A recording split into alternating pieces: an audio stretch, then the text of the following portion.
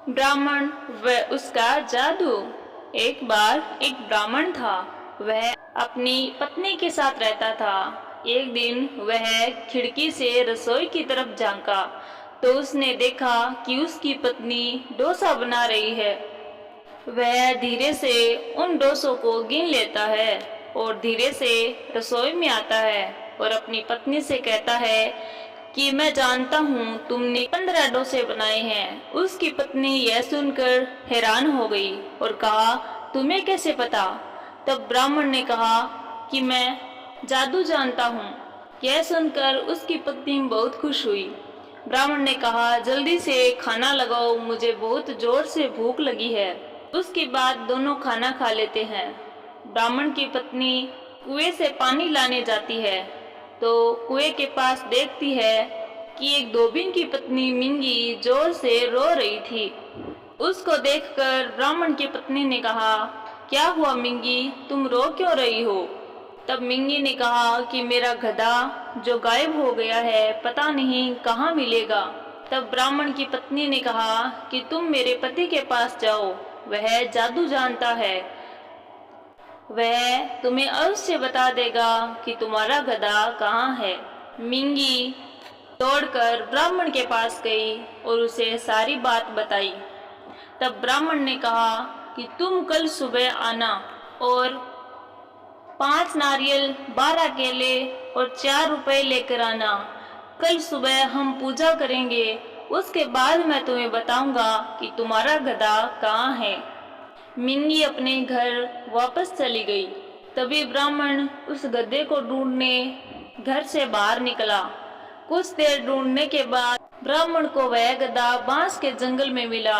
उसने देखा कि गधे की नस 2 बांसों के बीच फंसी हुई थी। ब्राह्मण तभी घर आ जाता है। दूसरे दिन मिंगी पूजा का सारा सामान लेकर आती है। ब्राह्मण पूजा करने बैठ जाता है। पूजा करके वह अपनी आंखें बंद करता है और कहता है कि मैं देख सकता हूँ तुम्हारा गधा कहाँ है। और फिर कहता है, तुम्हारा गधा बांस के जंगल में है, जाओ और उसे देख लो। तभी मिंगी तेजी से दौड़ती है और बांस के जंगल में जाती है तो वह देखती है कि उसका गधा वहीं है। फिर सोचती है, ब्राह्मण सच में जादू जानता है। धीरे धीरे यह बात पूरे गांव में फैल गई। दूसरे दिन एक किसान ब्राह्मण के पास आता है और कहता है कि मेरा खेत एकदम से सूख गया है, तुम ऐसा जादू करो जिससे कि मेरे खेत में बारिश हो जाए। तब ब्राह्मण ने कहा कि तुम कल सुबह आना, 5 नारियल, 12 केले और 4 रुपए लेकर आना। कल पूजा करेंगे, उसके बाद तुम्हारे खेत में वर्षा हो जाएगी। तब किसान अपने घर चला गया। ब्राह्मण उसी दिन रात को उस खेत में गया और उस खेत के पास वाले कुएं से पानी निकालकर उस पूरे खेत को भिगो दिया। सुबह जब किसान पूजा की सारी सामग्री लेकर ब्राह्मण के पास आया तो ब्राह्मण ने पूजा का कार्यक्रम शुरू किया और फिर अपनी आंखें बंद करके कहा कि तुम्हारे खेत में वर्षा हो चुकी है। तब किसान बहुत खुश हुआ और वह अपने खेत में जाकर देखा तो खेत की जमीन पूरी भीगी हुई थी। पूरे गांव में यह चर्चा होने लगी कि ब्राह्मण जादू जानता है। एक बार रानी का हीरों का हार गायब हो गया। तब राजा ने सोचा क्यों ना ब्राह्मण को बुलाया जाए क्योंकि वह जादू जानता है। तब राजा ने दरबारियों से कहा कि तुम ब्राह्मण को बुलाकर लाओ। दरबारी ब्राह्मण को लेकर आए। तब राजा ने कहा कि रानी का हीरों का हार गायब हो गया है, तुम उसे ढूंढ दो। तब ब्राह्मण ने सोचा ये क्या हो गया, मैं तो उल्टा फंस चुका हूँ। अगर मैंने कहा कि मैं कोई जादू नहीं जानता तो राजा मुझे फांसी की सजा सुना देंगे। फिर ब्राह्मण ने सोचा जो होगा सो देखा जाएगा। उसने राजा से कहा कि मैं कल सुबह एक पूजा करूंगा, उसके बाद ही बताऊंगा कि आपका हीरो का हार कहाँ है। ब्राह्मण अपने घर चला गया। उसी दिन शाम को 2 चोर ब्राह्मण के घर आए और उन्होंने कहा कि किसी को मत बताना कि हमने हीरो के हार की चोरी की है। नहीं तो राजा हमें फांसी की सजा सुना देंगे। दोनों चोर गिड़गिड़ाने लगे। तब ब्राह्मण ने कहा, मैं किसी से नहीं कहूँगा, पहले तुम उस हीरों के हार को मुझे ला कर दो और वादा करो कि आज के बाद तुम कभी चोरी नहीं करोगे। दोनों चोर ने ब्राह्मण को वह हीरो का हार लाकर दिया और वादा किया कि हम आज के बाद चोरी नहीं करेंगे। तभी ब्राह्मण ने सोचा कि इस हीरो के हार को राजा को कैसे दिया जाए। फिर उसके दिमाग में एक विचार आया और वह महल की ओर चल पड़ा।